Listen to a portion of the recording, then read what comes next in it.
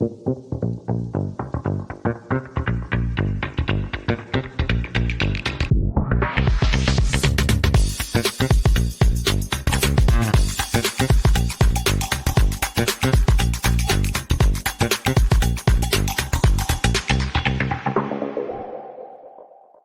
may live over 5,000 miles from Lincoln Financial Field, but what we lack in proximity, we make up for in the film study. And each and every week, we'll be bringing you in-depth film breakdowns from across the pond and the Sooner State. Welcome to On the Shane Page. I'm your host, Shane Haff. You can follow me on Twitter at ShaneHaffNFL. And I'm joined by BGN's own film guru, Johnny Page. Give him a follow at JohnnyPage9. Johnny, how are you doing this evening? I'm doing very well. I'm at that stage of the season where I'm very glad that football is back. But my goodness, that was a tough rewatch. That first half in particular, you did warn me because, as always, there's no way I'm staying up for it till God knows what time in the morning to watch a preseason game. So I watched the All-22 back, and you said just be warned. The first half is abysmal. And yeah, I feel like in general, preseason is just getting really interesting. I think like what we have sort of done on this show and what I've done to my articles this week as well is I'm really just focusing on players that I know are going to make the team because I just feel like you can't judge like anything else. Like scheme stuff is so limited. And I feel like I could say great things about like Joseph Nagata, like, oh, he made some plays and I'm just not sure if it matters.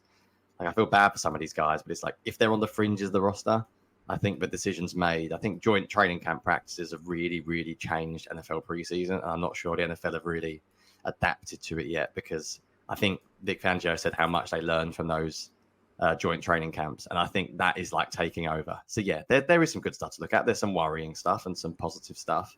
But yeah, that was a hard first half watch, Shane. I haven't even asked you, but I'm guessing you did the halftime show as well this week. I did, yes. Oh, my halftime adjustment was put Kenny Pickett on the bench. Yeah, we'll get to poor old Kenny Pickett, but yeah, that must have been an interesting halftime show because there was not a lot there. So yeah, we'll do the usual format. I've managed to get just enough out, but yes, I'm good. It is good to have football back. I sound very selfish. It is good to watch real film, but my goodness, can the first game of the season please come? I was saying to you off air, I did have a commenter who wasn't being sort of silly or anything. He made a point of that he's a little bit disappointed with what he's seen from Kellen Moore's offense so far this year, and like he was talking about where's all this motion, and I just think I commented back to him and just I just don't think it is the offense really. Like they're running the plays, but there's lots of different ways you can run a play. It's to do with sequencing. You can use motion, and I feel like they're calling like maybe like a play they might run, but they're not doing anything to dress it up. It's just like this is called a very, very basic play, and in the real season it's not going to look like that. There'll be guys in motion, they might be running it from a different formation, they'll be sequencing it based on something they've done earlier on. So yeah, anyway, how are you except for suffering through that live and then suffering the rewatch as well? Yeah, I'm doing good. I'm ready for some cooler weather here in Oklahoma. We've been at like 107 degrees 3 days in a row, so today we're only supposed to get up to 99 degrees, which is nice, I guess, but I would like some cooler weather. We did get a little bit of rain over the weekend, though, for the first time in over a month. So that was nice. Some rain, some cooler weather would be nice. And football, week one getting here would be really nice. I can't wait for that. For all of you English listeners, I know there's a few of you out there. If you are, please always comment and let me know. There are more of us out there. And that's about 42 degrees Celsius. That is wild. That is absolutely boiling. My British brain cannot handle that. I'm not wearing the top as well, but the English football season kicked off as well this week, and I was lucky enough to get down to the Emirates to watch Arsenal. So it's very much like sport is back. Like my wife is very excited because it's full on now. Like Arsenal are back, Eagles are back in 2 weeks, and then that's me done for the next 4 months. Weekends are over. Family commitments are minimal. But yeah, I'm looking forward to it. I already am looking forward to the season now. I'm very much done with preseason already, and bring me the goods, bring me the real stuff.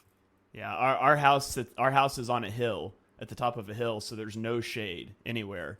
And so we have like these shade cloths that block the sun that we've set up in our pastures for livestock. And I literally took some of those and hung them over our west-facing windows this week just to get a break from the sun. And my wife said our house looks like it's being fumigated, but they definitely help. So it's just been miserably hot.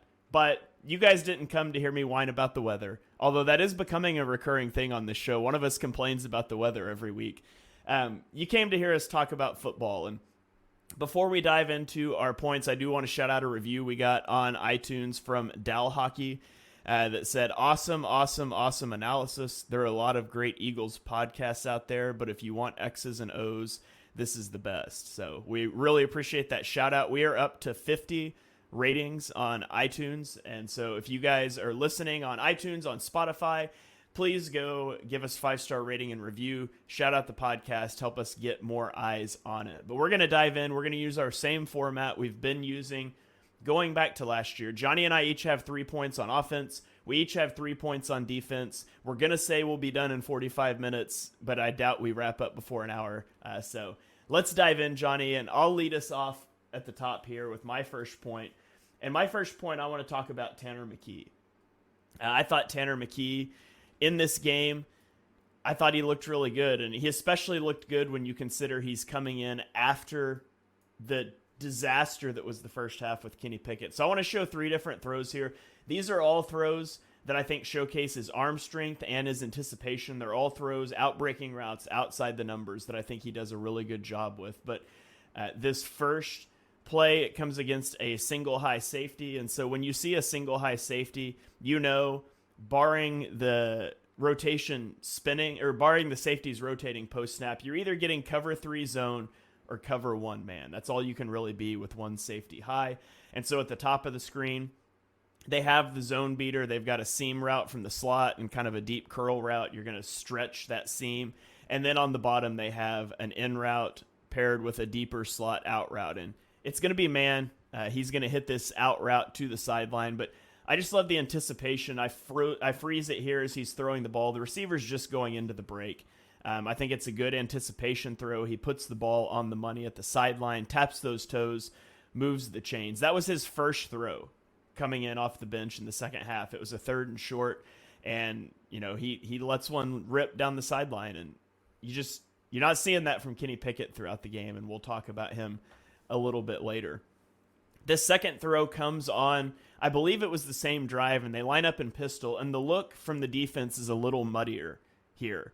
There's no clearly defined safety back. It could potentially be cover 0, but you see the outside cornerbacks, they're playing kind of with outside leverage, and their back's a little bit tilted away or towards the sideline. So it's a pretty good indicator it's going to be cover 3, and it is cover 3 zone. And he's just going to hit this speed out at the bottom of the screen, and it's a good throw. It's made more impressive by the fact that the right tackle just totally whiffs on the pass rush, though. So this is essentially a free runner in his face, and he hits that speed out for a nice little 12-yard gain on first down. And you really see it from the backyard. It was a rough game for some offensive linemen, especially at tackle, but that was a really impressive throw to me too. And then the last one here, it comes at the end of the game. This is the play that should have ended the game. It was a 3rd down. They let McKee throw the ball. They spin the safeties after the snap, so they show 2 high safeties, and they're going to spin it to a single high safety look, and it's going to be cover 3.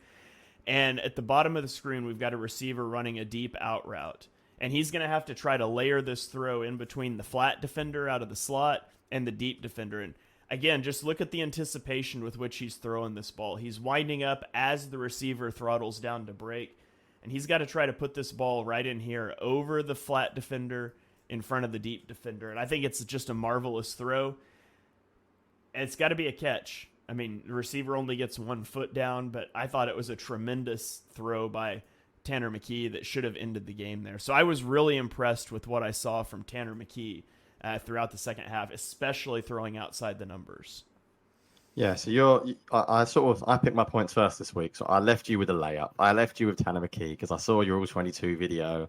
I knew you'd watched him closely. I heard the post-game show. I heard you singing his praises. So I thought I'd let you do it. Preseason is a weird thing because like there are certain things you can tell, like those first 2 plays that you posted, like there is zero disguise at all. Like you're not really learning about Tanner McKee processing. Like it's really obvious. He threw a back shoulder throw later on in the game as well. I think it was to Joseph Nagata as well. And it's just the most obvious single high safety look ever. Like it's basically a guarantee. You can throw that ball all day long. It's cornerback and press man. You could see it. However, I will give him a little bit of credit in that like deep out, the first clip you posted, which I think has gone sort of viral this week and everyone posting it. Like, I don't care if it's preseason. Like, you made the throw. You can talk all you want about preseason. At the end of the day, the throw is the throw. That's still an out route against a cornerback with reasonable leverage, and you have to throw those throws early. there's some quarterbacks that just can't make those throws. Like there are some quarterbacks that will not be making out throws like that in the real NFL season. So whatever you think of him, it essentially means that like fair play. Like yes, it's preseason, but he has obviously done very, very well. My first point is going to be annoy everyone. And I chose Kenny Pickett because I feel like we need to have a little bit of the Kenny Pickett discussion.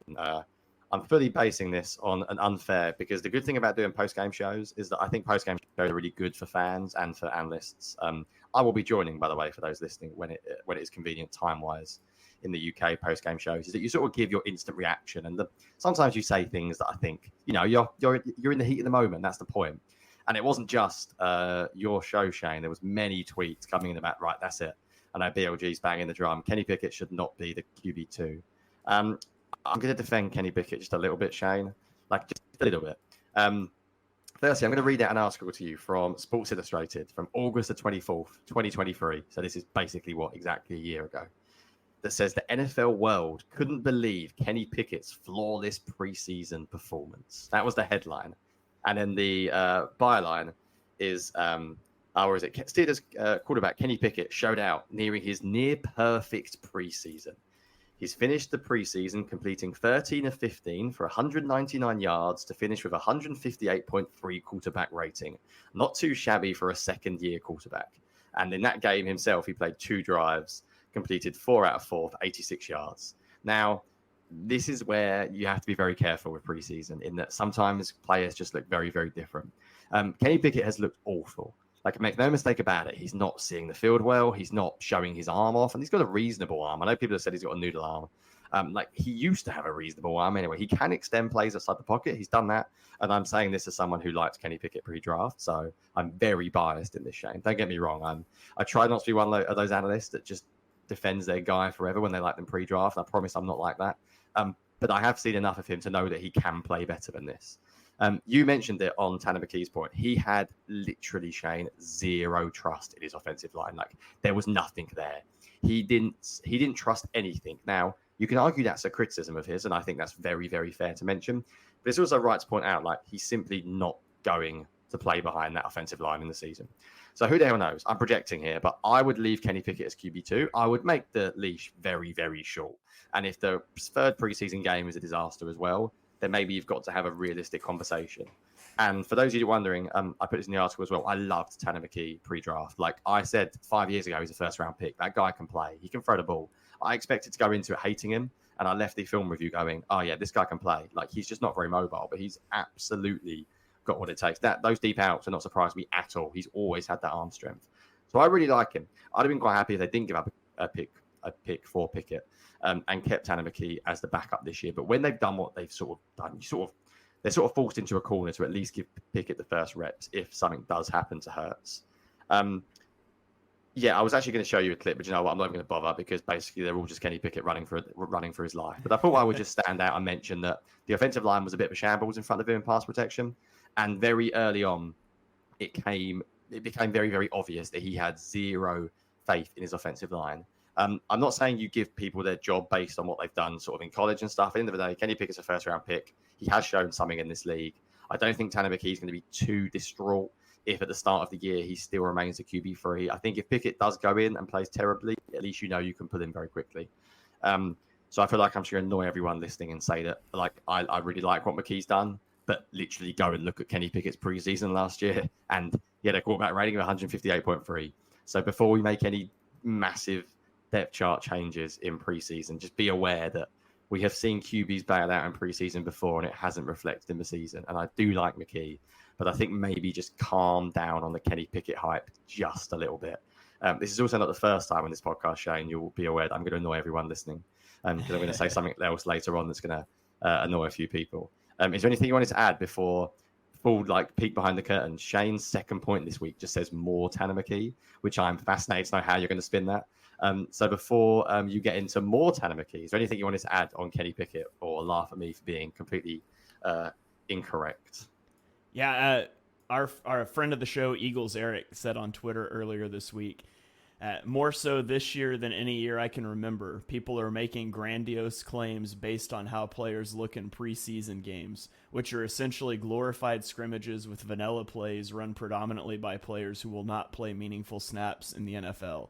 So That's pretty brutal. yeah, that's worth mentioning. So it's always limited what you can take away from the preseason.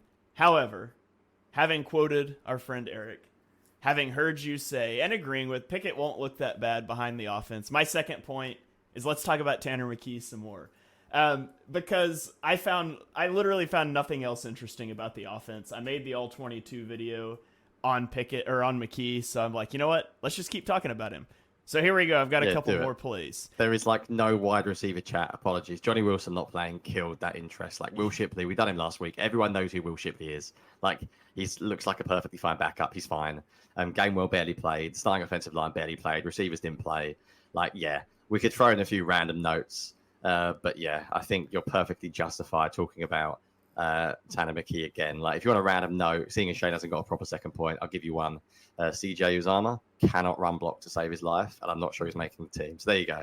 If people were moaning that we've got the two at the same point, I've given you a CJ Uzama take. So for those of you that are desperate for tight end Bree takes, there you go. Right, talk to me about Tanner McKee again then, because yeah, he did have a really, and I'm not downplaying him by the way. He did play very well. I'm just sort of pumped the brakes just a little bit. But yeah, go for it. Yeah, let's start with some check down talk here with Tanner McKee. So this is a 3rd and 1. And Tanner McKee is going to open up to the front side of the top of the screen, the front side of this concept, and there's just nothing there. And again, the receivers are kind of dreadful here. Like the slot receiver, like nobody's open. And the thing is about this play is it's 3rd and 1. I would just like to see us recognize the front side's not there and get to the check down quicker. I mean, again, it's 3rd and 1. And a little bit of this, too, is I think Shipley is late getting out of the backfield. He's on like a check release, and he's really slow to get out. McKee is kind of falling back off the throw, doesn't get it to him with zip. And even Shipley doesn't extend the ball as he's getting tackled here. And so there's a lot of little things that add up to that not being a first down. And it really should be. Like 3rd and 1, the check down was there. I like that he got to the check down. We just need to speed that up. And I don't know if we can speed it up because the release is slow. And even all of that considered, it should still be a first down if Shipley extends the ball. So he got to the check down. It's just a little slow. I'd like to see you speed that up a little bit. And then later in the game, we get another check down. And this one, I think he does a good job getting to the check down. So the Patriots have a split field coverage. We've got 2 safeties high, and the inside receiver is going to run a seam route. Now against this look, I would want to check this seam route right away because you think that safety is going to have to widen out over the trips a little bit, and you might be able to split these safeties. And it's open. However, McKee doesn't throw it, and his feet are not set up to throw it. And so that makes me think that this slot route or this middle receiver is going to get pressed into oblivion. It's kind of hard to tell what the route is, but I think it's a dig route, which would make this dagger, and there's a curl on the backside.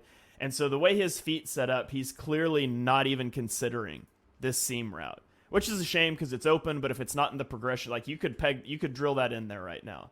But if you look at where his feet are lined up, that was never there. And so the dagger route, if that's what we're looking for, it's just not there. It gets pressed, and I think he does a good job here of getting to this check down, the little Texas route from the running back out of the backfield, and he gets close to the first down marker. I'm impressed with that processing. I hope it's that streak was never in the progression, not that he's following away from this pressure on the right side. I can't be certain, but I'm pretty sure I read that out as dagger. But I thought that was a good job of getting through the progression, getting to the check down quickly. And then the final play I'll show on Tanner McKee. And if you want more Tanner McKee talk, I did an All-22 video. I posted it on Twitter and for our Patreons. So you can go check it out there. Yeah, I don't know if you want that. But this one's another one where I think McKee, I talked earlier about how he throws with anticipation. There's a fine line between anticipation and too fast, and I think he's too fast here. The Patriots are lined up over a bunch with 3 guys. That should be a major red flag because you don't play 3 over 3. At worst, you play 4 over 3. You might like to get 5 over 3. So this tells us there's a good likelihood there's a blitz coming here, and it is going to be a cover zero blitz. And so the Eagles, I like. There's a little bit of motion here. Just Anaya Smith goes in motion and comes right back. Let's make them move. And then at the snap of the ball, we're going to get from the bottom receiver in the bunch a drag route. The point man on the bunch is going to sort of run a corner route, and Anaya Smith is going to run what I'm pretty sure is just an option route. He can break in, he can break out based on leverage. And he's going to break out because he's got great leverage. But look where McKee is already throwing this ball, and Smith hasn't even started his break really yet. And there's nobody on the outside. I wouldn't consider this like a big time timing route. This isn't like the out route you're driving into the sideline. He's got all kinds of room to make this throw. And yes, there's pressure. It's picked up really good, but he skies it. I mean, if he puts that on the money, I'm probably not saying anything about that. I might even say it was a good anticipation throw, but it's a more difficult throw, I think, than it needs to be, because I think he's just a tick fast here. And so I guess the theme of this set of clips with Tanner McKee is just being a tick off. Like, I think we're a tick slow on that first clip getting to the check down. The second one I think was good. The third one, we're just a tick fast getting the ball out. And so there's things that you can see for him to improve on, but overall I was encouraged by his performance. Yeah, and that's good. I think that's a good point about the anticipation, because otherwise you just get the idea that like earlier is better every time. Like 5 seconds before he breaks, like you have to be relatively on time. It often comes down to footwork as well. Like, are you ready to throw it? And I must admit, I'm not a QB mechanics guy, and I wasn't studying his QB mechanics there, but there might have been a reason why he was late. I also think it's good actually for you just to mention a few negative points, because the whole idea of doing analysis, as we try and do, is that we need to be fair. So, I think it's fair to point out that, yes, he wasn't perfect either. There are things to work on. Right, let's get on to 2 people that I did watch. So, full disclosure, I watched very few people closely in this game because I didn't care about a lot of them. Sorry, I said it. Unless you've got a chance of making the Eagles roster. If you're like, tackle like 6, I'm not going to spend my time studying you. You know, I watch every play, but I mean like actually watching them closely. So I watched Trevor Keegan and Fred Johnson quite closely. I didn't watch Dylan McMahon as closely as I wish I did, because I've heard some good things about him. So I wish I might even go back, and I mean, I'm saying I might go back. That might be pushing it. I might watch a little bit of Dylan McMahon. I'm not rewatching the whole game again, that's for sure, to stand out for Dylan McMahon. I wanted to talk about both of them. So I spoke about Trevor Keegan last week, so I'll keep the Trevor Keegan bit very simple. I think run blocking wise, he was really, really good. Pass protection, he was a little bit lost at times this week, and I think it proved that maybe if you did have to play early in pass protection, you'd be a little bit scared. I just wanted to have a general Fred Johnson chat, Shane, because I've seen like no one really ever mention Fred Johnson, like ever. I believe he came out in 2019 as a UDFA. He didn't test well. I was looking him up before the show. He had I think a 3.5 or something RAS. I watched him last year in preseason, and he looked pretty good to me. I watched him quite closely this year in preseason, and he looks pretty good to me.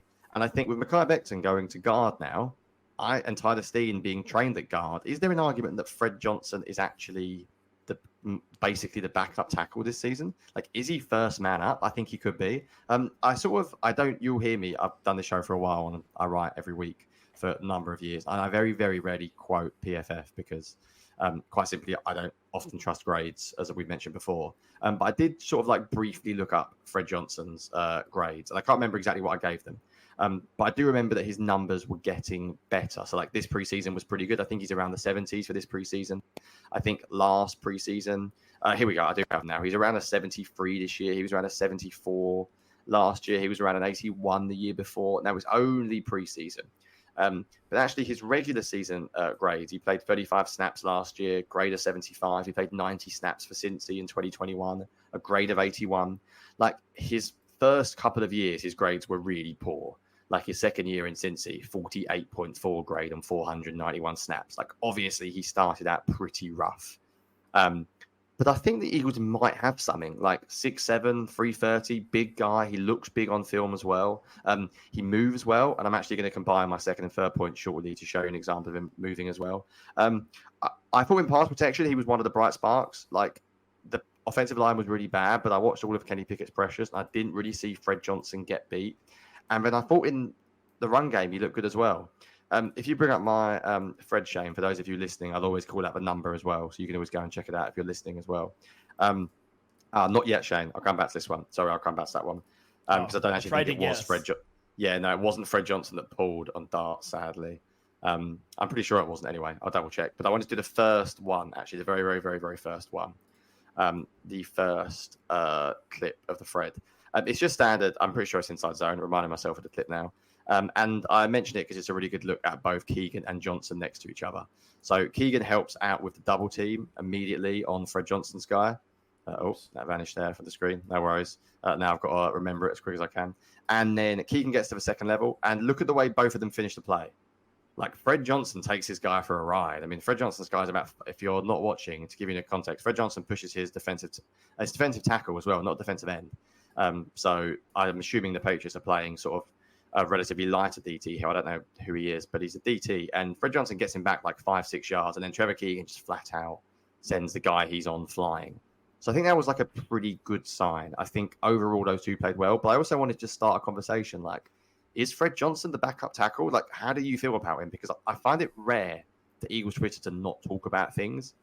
But I feel like I don't listen to any podcasts that mention Fred Johnson. I don't read anything about Fred Johnson. I don't see him in Bleeding Green articles. Like, he just feels like this random guy who could have a really important role to play if either of the Eagles, especially Mailata at left tackle, get injured. So, yeah, I haven't spoken to you about off air at all about Fred Johnson. But what have you made of him sort of the last couple of weeks, and maybe even last year, if you can remember anything from last year about Fred Johnson? Yeah, I don't remember anything last year other than the Eagles seem to like him. They've kept him around for a while. I think he's absolutely the backup swing tackle. I think that they signed Mekhi Becton to be the backup swing tackle, and then he accidentally won the right guard job, and so they're back to Fred Johnson. But we know the Eagles don't like to shift two spots if somebody goes down on the offensive line. So I don't think, say Jordan Mailata goes down, I don't think they would put Mekhi Becton at left tackle and put Tyler Steen at right guard. I think Becton would stay there, and for better or worse, they would roll with Fred Johnson. I mean, maybe if he was a disaster in the season, they would go to Becton or even put Steen out there. He played tackle in college. But yeah, I think the first thing they would try if either Lane Johnson or Jordan Mailata goes down is Fred Johnson. And that's interesting because you're right. He hasn't been talked about a lot. He hasn't been seen a lot outside of preseason games, but I think that's the plan. Yeah, I just don't see anything about him. Like, I feel like for like an Eagles fan base that talk about everything online, there's like a guy who's a former UDFA. He looks the part as well. I know it's like basic analysis, but he looks big. He looks like he looks like he fits really in the NFL. So I thought I'd mention him anyway as a guy to look out for. Right, I'll tell you what, Shane, I'll give you my third point as well. So one thing we're going to try and do each week is give you like a little concept that we're watching or something for you guys to look out for. My third point is going to be about a run play the Eagles ran this week that I'm very excited about because those of you know I'm a massive run game nerd. And the Eagles ran Dart in preseason twice. And I think that's worth noting because, as we've said before, preseason might be pointless, but the Eagles don't run Dart in preseason if they're never going to run it ever again. If you're wondering what Dart is, it's basically like a form of tackle power. There's lots of different words. NFL schemes are stupid. Different coaches call things differently.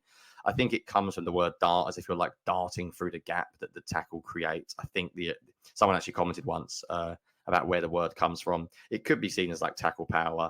The Eagles normally run it same side. So if you're watching, it's easier. But if you're not watching, essentially the running back is lined up to the right. In this case, it's Will Shipley, and they pulled a tackle from the left. And there's a couple of reasons why I wanted to mention this play. Firstly, I was furious. Like, the Eagles didn't run it more last year. If those of you that were listening to us on BGM Radio would have heard me mention quite a few times. I don't know why they're not running this play. And it's a really cool play for a number of reasons. And I'll talk about like positives and negatives of the play like very, very briefly. One of the benefits of going same side is that it's a really, really easy read for the QB. So you often run this opposite a 3-by-1 set. So you often have three receivers to the right, which I know you can't see in this picture. But then you can tag an RPO to it. And it's quite a slow developing play because the tackle, essentially, why the teams not run it? It sounds really, really basic analysis. Why do not a lot of teams run it? But it's harder for a tackle to run into the hole than it is the guard because he's further away. It's not rocket science. He is literally the furthest offensive lineman away that you could choose to pull around. But that makes it really useful because it means the QB has a little bit of time to actually hold the ball while the play is developing. And often, secondary players are not used to seeing a tackle pull. So if you've got a safety coming down in the box who maybe is responsible for that third receiver, or you've got a nickel cornerback who has run fits, he might see the tackle pulling and then think, right, it's a run play. and start coming towards the line of scrimmage. And you can then very, very easily throw the same side bubble. And this all happens right in the QB's line of vision because the quarterback is essentially standing there. And as he's handing it off, he can also see the bubble screen at the same view. And he's also staring at the defensive end that he might be reading. So this is just standard dart, but you can run like a QB read option, like an RPO. You could also straight up run this with a quarterback, by the way. The Eagles have done this in the past. But I guess we want to give someone or fans something to look out for every week. So this is something I'll be looking out for. Shane's played it a couple of times. You can see how it works. It's very, very simply like the tackle is the guy that pulls. And the reason why the Eagles should love this play is because they have two of the best, most athletic tackles the NFL probably, if any team in the league has, in Jordan Mailata and Lane Johnson. And I don't really get why they didn't use it last year. So I thought I'd throw that out there as my third point this week, was that we're starting to maybe see the Kellen Moore run game develop a little bit. I could have gone a little bit more detail. We also saw one snap of outside zone from under center. And it was a complete disaster because the tight end could not block to save his life. So it ended like it did last year. Uzomah, cough. Yeah, that was a disastrous. I think Brett Tooth may have got blown up as well at center. But yeah, I wanted to throw out maybe we maybe do like a little concept each week or something to look out for. And I also think dart is just a really handy play because it fits this Eagles offensive system really well. It fits the offensive personnel really well. And quite frankly, I'm a little bemused as to why they went away from it last year, because the year before they ran it quite a lot.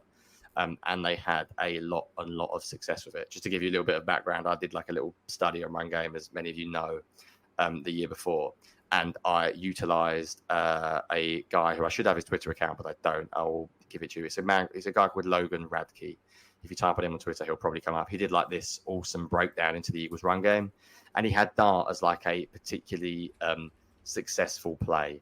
I think they were about a 67%. And if you want to count success rate as like, that is basically essentially a good play. And it worked very, very well. And yeah, they ran QB dart and they also ran sort of RPO versions of it. So I hope that makes a comeback in the Eagles offense. And the fact they ran it in the preseason twice gives me a little bit of hope, because I don't think it's not like an inside zone, outside zone. You don't just randomly call dart for backup tackles for the sake of it. Also, Shane, little shout out to Will Shipley. He ran that play really, really well. You could see he didn't just charge into his tackle's backside because he was sort of in the way. He showed a little bit of patience and vision, which I think is what Shipley does really, really well. Right, that is it for me on the offense. As we mentioned before we started talking, there is very little for the offense. There is quite a lot more to get into with the defense this week. I think you have one final point, Shane, which I believe is a single play as well. You can tell we're stretching for points. Single play, and guess who the quarterback is? Go for it. But this play is not about Tanner McKee. This is the 2-point conversion. And I mean, I'm just going to roll it. There's not much to talk about. It's just Aniyah Smith goes in motion from left to right. It's man coverage. They snap the ball, and there's just kind of a natural pick, and it's just an easy throw to the flat. How many times have we seen this concept against the Eagles down in the red zone? I mean, I could pull up the Super Bowl tape. I won't, because I don't want to traumatize people. And the Chiefs ran this twice for touchdowns. One time they came across and got the free release into the flat. The other time the Eagles overcorrected and they broke it back outside after the motion and the corner pursued it too far. It's really difficult to defend motion from man coverage down that close to the goal line because it's just so congested. It's also really difficult to play zone down that close to the goal line. And so I think it's great concept. It's something that this it's not revolutionary, but it's not something that I've seen the Eagles do a lot. I was just excited to see that. So I tweeted out that play had, that 2-point conversion play had Kellen Moore's fingerprints all over it. And I hope we see a lot more of that down in the red zone this season. You know, we have been starved of motion when we're basically tweeting out it's basically a slant flat, isn't it? It works the same way. Funny thing about that player, Shane, you watch it so many times and it's so hard to cover. Like, you essentially do one or two things. If you pass it off, then you have the guy running the slant against a quarterback who's like frantically sprinting across the field. It's just such an easy play to run. And the thing you've got to be sort of looking out for is if they try and like have a linebacker in the hole and then get you to throw the slant. But it's just easy. Like, football doesn't have to be complicated sometimes. And yeah, I really, really enjoyed watching that play because it is. And I like Robert Mays and Nate Tice, when they were together, they used to say, push the easy button. Every offense should have an easy button. A few plays that you can run a couple of times a game, here and there. And it's just like, yeah, we know we're going to pick up a few yards every time. And that is hopefully a little bit of like short motion will become one of the Eagles' easy buttons. Right, before we finish up and go into the defense, anything final? I've already mentioned there's the Titans couldn't block, and the wide receivers, I'd learned absolutely nothing. That is basically it for me on offense. Anything else you want to throw out there, or should we transition over? Yeah, no, that's it for me. We'll go ahead and transition over to the defensive side of the ball. And I'll kick us off here with our player spotlight. So each week we put a poll up on Patreon and in our Patreon Discord for a player that you guys want us to specifically dial in on the film, because you can't watch every single player on every single snap. You just can't do it. And so this week, Nakobe Dean won that poll. And so I've got a few plays here clipped up from Nakobe Dean. I'll run us through, and then Johnny, you can give your takes on them as well. But the first play here, we've got Nakobe Dean. I was impressed with how quickly he flies downhill in the run game. And you watch him on this one, and yeah, he doesn't ultimately make the play, but he's through the A gap. He gets hit in the side by the running back, but it sort of opens things up. It makes the back cut, and it gives time for somebody to get off a block and make a tackle. So I'd love to see Dean make that tackle himself, but I think he does a really good job of flying downhill, and we'll see some more examples of that throughout these clips. But this second one, we're going to see him blitzing. And so this is Nakobe Dean right here. I've circled on the screen. He's blitzing from depth at linebacker, and he is going to violently impact the running back. And he almost gets to the quarterback. Like, a big pop on the running back, almost gets to the quarterback. But what I don't love is James Bradbury and Jeremiah Trotter Jr. both whiffing on the tackle at the perimeter. But what I love is that Nakobe Dean, after almost getting the sack on the quarterback, is the guy that gets out to the sideline and finishes this play. And so you can watch it from the back view here. Watch the collision with the running back, the impact of the quarterback, and then he's off running after, I think it was Jalen Polk, and he makes the tackle. And so I liked that one. This is another play. This time it's going to be Jeremiah Trotter Jr. that flies downhill through the gap. I think I've circled the right guy here. It's hard to tell sometimes. And this time he doesn't make the tackle, but he forces the running back, and then Nakobe Dean is able to get out to the perimeter and make a tackle. And so you can see from the back view here, Trotter shoots the gap, and you've got Nakobe Dean pursuing this play, and he gets all the way outside the numbers and makes the tackle basically at the line of scrimmage. So another good rep, and then two more here. This one, again, it's down in the red zone. He is going to fly through the A gap, and he gets hands on the running back. Again, he doesn't take him down, but look, that poor center, like, That's just a tough rep in the film room. Ends up being like a 1 yard gain. And then the final one here, this is Nakobe Dean against a screen pass. And two guys that need shouted out here. It's not just Nakobe Dean, but Tristan McCollum flies downfield and attacks the outside shoulder of the receiver who's blocking and basically forces this into Nakobe Dean, who makes the tackle. So I thought Nakobe Dean played really well. He was around the ball constantly. He was disruptive in the backfield. I think Nakobe Dean's had a really strong preseason. I think he's looked fast. That's who the people wanted us to focus on as we look through the film. And so that's some of the things that stood out to me with Nakobe Dean. What were your thoughts about Dean in this game? Yeah, that's awesome. And shout out to the Patreon. Please, people, do support us if you can. And also, like, we'll give you a little bit more control over the show as we move on. But that's something we're going to try and do, because Shane is right. We don't lie here. There is no way we can give you takes on every single Eagles player. And if you want that, then good luck. No analyst can, unless they've watched the game like 15 times through. So essentially, we'll do it every week, and people can vote on who they want us to look at. I'm going to actually give you my third point, Shane. I'll switch it around because it makes sense to mention it now. My third point was like the Eagles team speed on defense. Like, I remember watching the Eagles a couple of years ago, and they were slow. Like, the Eagles have historically, I think, the last few years had a pretty slow defense, even when like Slay and Bradbury were pretty good. And I don't really care what happens at the moment at linebacker. I'm sort of just letting the chips fall. But I'm so excited to have some explosive athletes there. I think Nakobe Dean is probably the most explosive of the lot, except for Devin White. And quite simply, I think in the modern NFL, you have to be able to play sideline to sideline. The modern NFL barely ever uses three linebackers. Like, you do basically always with two in nickel or one in dime. And you have to be able to get out in coverage. You have to be able to cover the flat. You have to be able to deal with running backs on like swings and screens. And I've got a lot of time for Nakobe Dean. I think his problem is purely injuries the past few years, and I think his development has been stunted because he's never been able to get a run of games.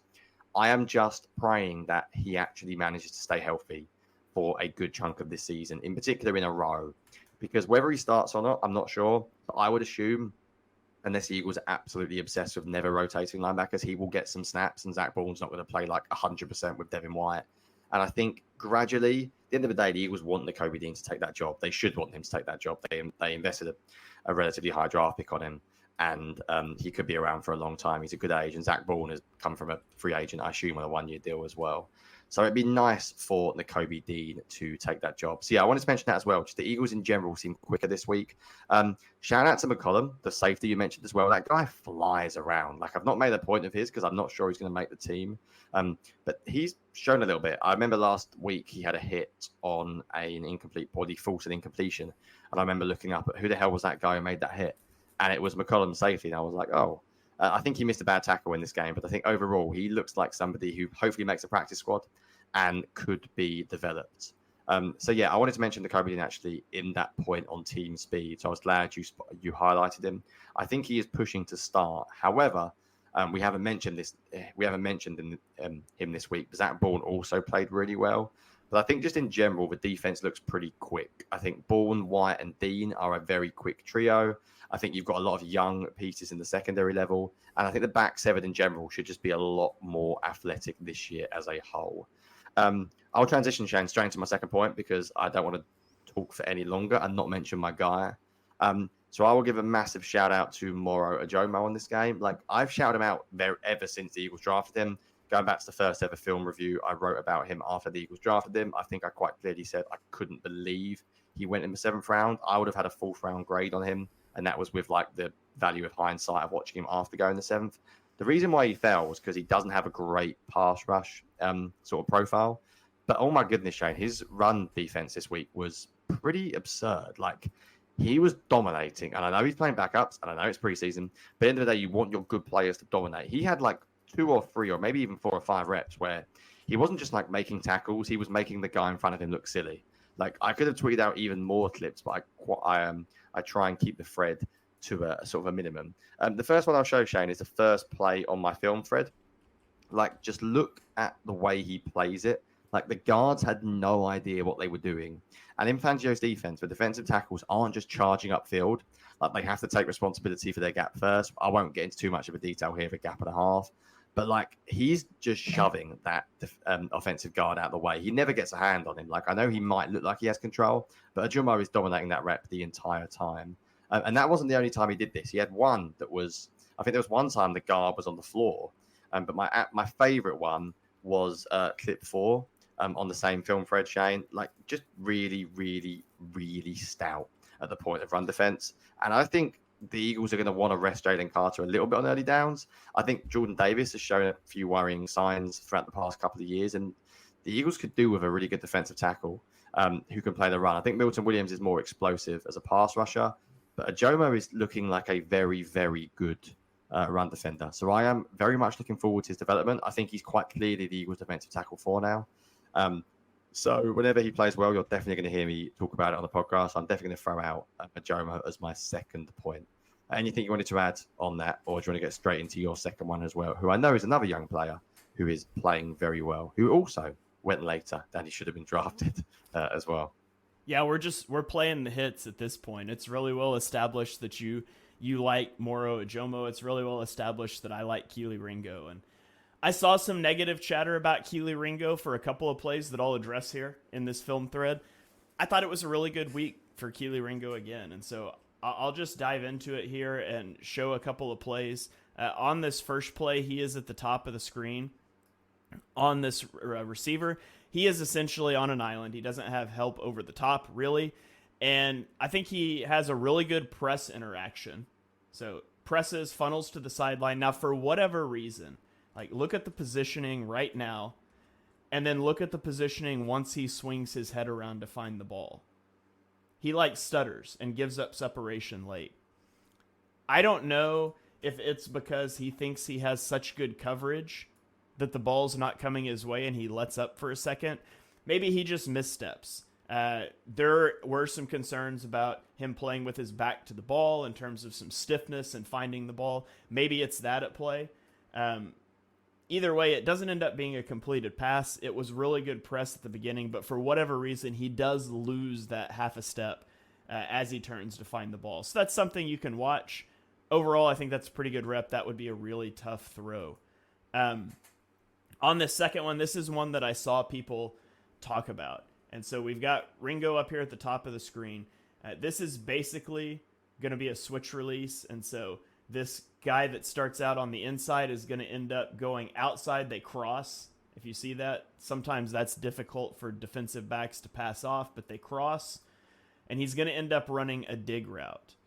And so he's angling outside, and he's already got inside leverage. He pushes outside and then breaks it off on the inside. Normally you would have a linebacker there, but Nakobe Dean is going to chase the running back out to the flat because he has to. This is a great rep by Drake May, by the way. He knows exactly where he's going with this ball before the snap. He looks it off and comes back and finds it. And Ringo gives this up. I don't think it's bad coverage. You're going to give up passes over the middle of the field. And so I saw people talk about him getting beat deep. It's a completed pass. I mean, it's unrealistic to expect cornerbacks not to give up completions.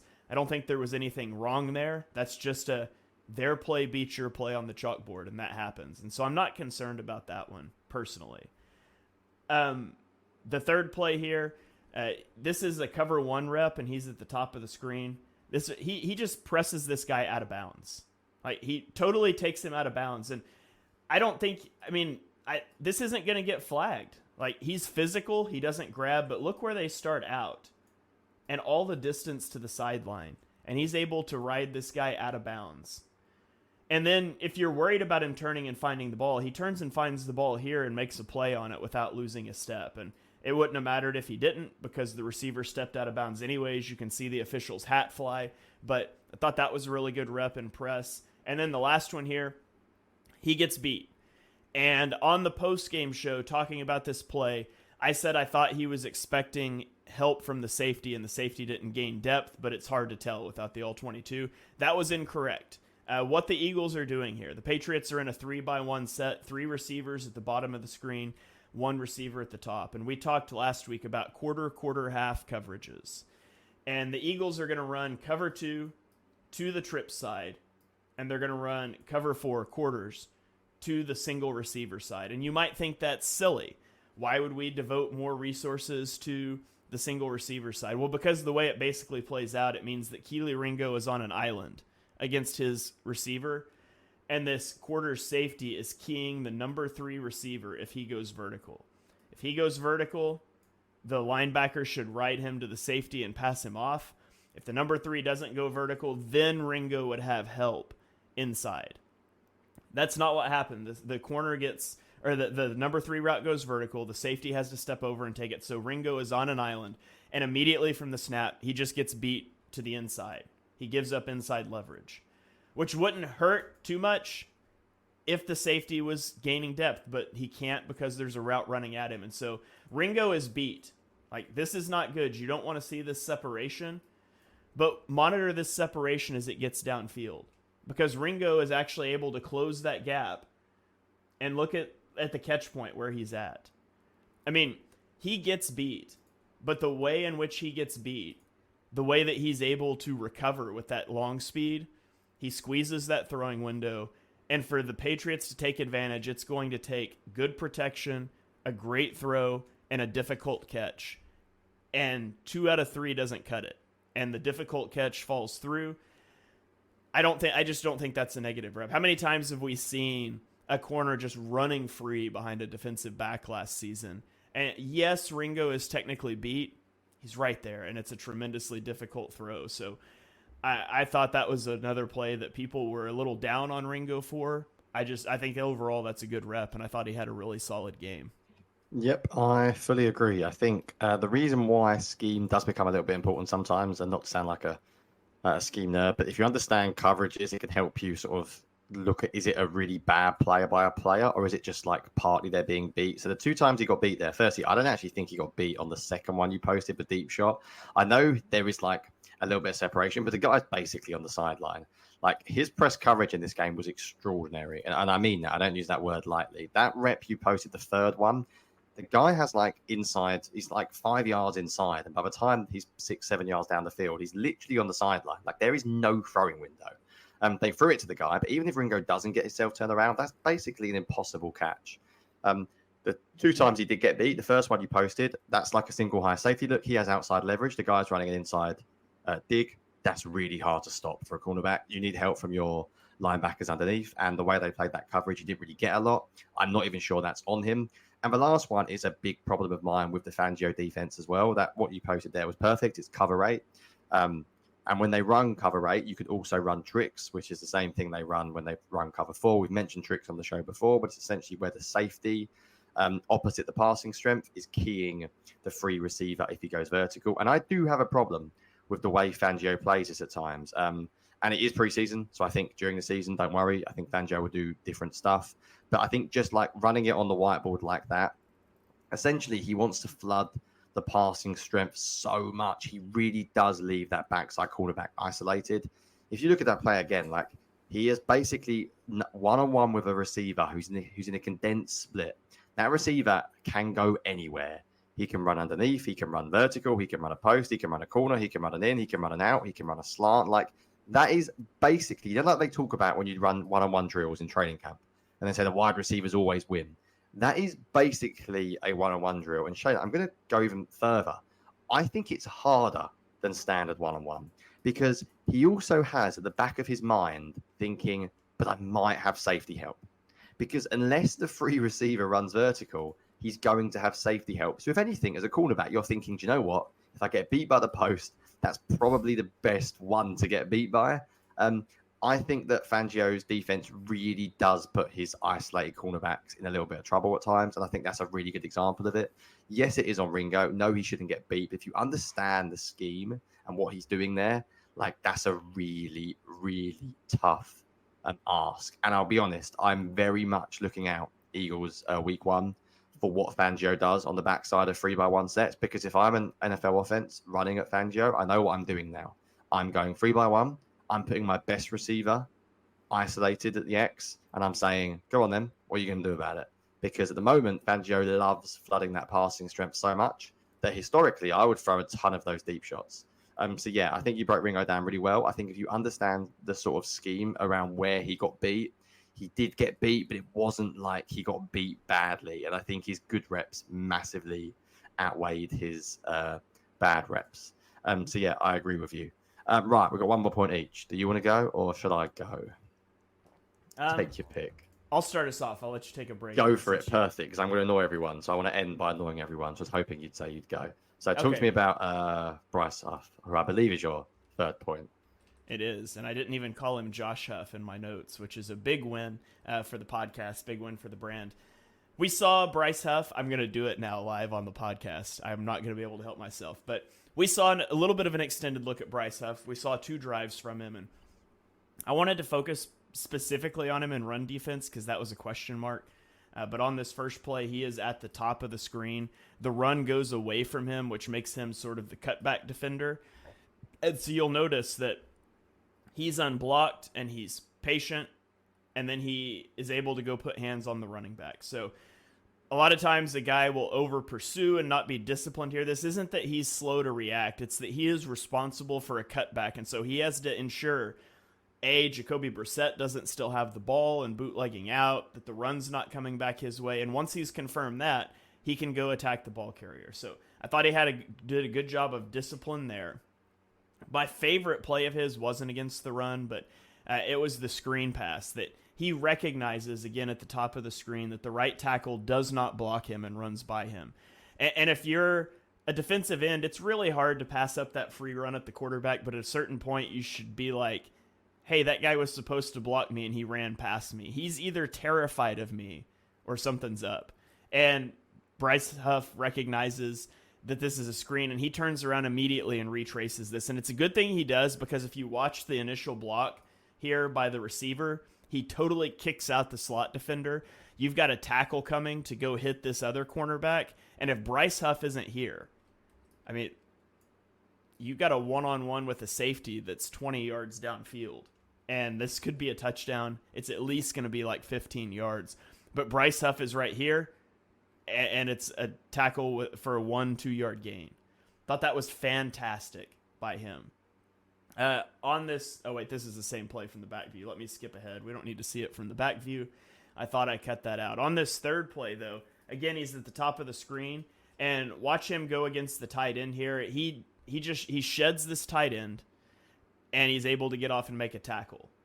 Also, shout out to James Bradbury, who flies downhill pretty aggressively on this play. But watch here at the left of the screen now. He's initially met, and he just puts the tight end on the ground, which is always nice to see. Yes, it's a tight end, but you put him on the ground. It's not like that every rep, though, because a few plays later, it's the same tight end at the top of the screen. This time, he's going to put Bryce Huff on the ground. So, there's good and bad. But overall, I really liked what I saw from Bryce Huff in this game, being active in the run game, chasing down that screen. We didn't see a sack or anything crazy like that. The Patriots were running the ball with Ramondre Stevenson a lot. He didn't get a lot of pass rush opportunities, but I was encouraged by the bit I saw from Bryce Huff. Yeah, it's the first time we've really properly seen him. And that play where he just throws the tight end to the ground, I was like, oh, yes. I think he played well, very well, actually. And I think he will play a lot of snaps. If he can prove he can play an early down and his conditioning is okay, we haven't got Snowden Smith in this show and we won't. But he's not showing a great deal. So, I think Huff's going to play a lot. I think Snowden Smith might have more chance rotating him for a Josh Sweat. Right, I'm going to end the podcast, Shane, by annoying some people because I woke up after the Eagles played and I checked my phone and I had about, 5 or 10 tweets appear or X's appear. They still call tweets, who the hell knows. And I saw Darius Slay actually quote tweeting one of the fans that moaned about this. There was a lot of complaints about James Bradbury in this game because he missed a tackle in space. Now, I am not here to tell you that James Bradbury should make the team. So my final point is James Bradbury. I am not here to defend James Bradbury. I have routinely criticized James Bradbury last year. I do not think he should make the Eagles roster. I think it would be perfectly fair if he does not. But the Eagles are not going to cut him because he missed a tackle in open field against a running back. That's a very, very hard play to make. If you're going to cut defensive backs who miss tackles in the open field, you're going to have no one left on defense. Because I hate to break it to you, but people miss tackles. And Darius Slay was quick to defend Bradbury on Twitter after the game because of this. I think he has actually, since that, deleted that tweet, or I couldn't find it anyway because I was going to use it in my article and it wasn't there. What I want to do is explain to you why James Bradbury is not going to make the roster or should not, money depending. And it's not because of effort. It's not because of an inability to tackle. It's because of essentially it is extremely difficult going from outside cornerback to safety in Fangio's scheme. It is not the same as what Avonte Maddox is doing. It is not the same as from going slot cornerback to safety because you are basically playing everything completely different. Whereas essentially, if you're the safety sort of opposite the passing strength, you quite often have a very, very similar role as a nickel cornerback. You're essentially like the nickel cornerback on the other side of the field. Sometimes you're the one playing the two receiver. So I wanted to show you a couple of clips of why Bradbury probably won't make the team, but I wanted to make it very clear, it's not because of effort. I think James Bradbury, and I'm not in the sort of business of defending high-level athletes for showing effort who get paid a fortune to do this job. But he has shown really, really good effort. In the run game, he is coming downhill as quickly as he possibly can. And Eagles Eric commenting there about Chauncey Gardner-Johnson missing tackles as well. He does indeed. Safeties in the open field will miss tackles. All I want to see Sidney from Brown players, too. Yeah, Sidney Brown misses a ton. And he comes downhill as quick as anyone, is simply showing effort. And do you know what? Bradbury's done that bit fine. He has genuinely been okay in run defense. He has come down quickly. You showed a clip earlier on where he hit the running back at the line of scrimmage quite hard. He is doing everything sort of right there. The problem is, Shane, it's just such a hard transition. And he had a couple of problems this week. The first one was really obvious. Clip 3 on my film thread. So clip 3 is the Eagles running cover 9. And if you pause it at the start, Shane, very, very briefly. So cover 9 means that the weak safety comes downhill and then they basically play cover 3. So in this case, James Bradbury is the weak side safety, and he is going to play cover. Basically, he's going to play sort of seam to flat or whatever inside. Now, very, very quick about Fangio. You will very rarely watch a Fangio defense get outnumbered. So what do I mean by that? I mean outnumbered vertically. So teams used to run cover 3, standard cover 3. What does that mean? You've got 3 defenders deep. What would every NFL offense do? Let's run 4 verticals because 4 beats 3. So what does Fangio do? He says, right, if that number 2 receiver runs vertical, I want my nickel or safety, because again, this is where the roles are similar. You need to carry the number 2 vertically.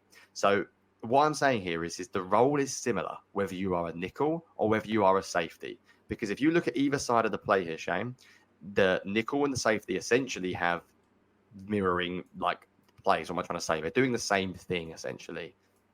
Whereas when you're playing outside cornerback, you're never doing this. Outside cornerbacks have a totally different role. James Bradbury has been used to running up and down a lot, playing a lot of man coverage, playing a lot of man everywhere he goes coverage. And if you watch on this play, what happens is, I feel sorry for Bradbury in some ways. As I said, I'm not in the business of defending people who get paid a hell of a lot of money for doing this, but he's trying. But he's half a beat late. He almost like instinctively runs as if he's an outside cornerback for a second, and he's like trying to go for the outside receiver. And then I think he panics and realize, you can almost see him. You can imagine what his brain is telling him in that moment. He's thinking, oh, I can't believe I've done that. But it's hard, and he doesn't get beat. But that's essentially a good example of where, even though they're playing cover 9, and even though that makes you think, well, it's cover 3, the outside cornerback should have the vertical receiver, not if it's the 2 going vertical. So I wanted to make it clear, like, Bradbury is not at fault for an effort or an inability to tackle. Do you know what? If it came down to that, I'd keep him. I think he's shown that he can actually do that. I think his problem is simply he is transitioning from a very different position in a very difficult scheme. And there is one other example of this shape. And I don't know if exactly he has responsibility for this. So I'm not blaming him. But clip 9, the Patriots run a standard read option play. Like everyone's seen this play around the league thousands of times in the past 5 years. And Bradbury, I'm not exactly sure on the responsibilities here, whether it's him or the edge defender who should have the quarterback. It's possible Bradbury is like helping out as an extra body, but the back view is really bad for Bradbury here, sadly, this angle here, if you are watching it, because he just can't figure out who has the football. Like if you pause it, like when they run the play, like he thinks the running back has it, and then he sort of goes for the running back, and then he goes back for the quarterback, and then he goes back for the running back, and you almost feel sorry for the guy, like because he's not used to this. Like, this is a really different position. James Bradbury has never been in the C gap as an outside cornerback, like reading the QB and running back and seeing who's kept the ball. Like, he's not been a primary run defender. He may have had to come into the run fits occasionally, like very rarely, if he was like isolated as a quarterback to the isolated receiver side. But basically, Bradbury's doing something that is simply not what James Bradbury is used to. And I saw some comments like, oh, we can't tackle an effort coming down here when look how useless he is in space.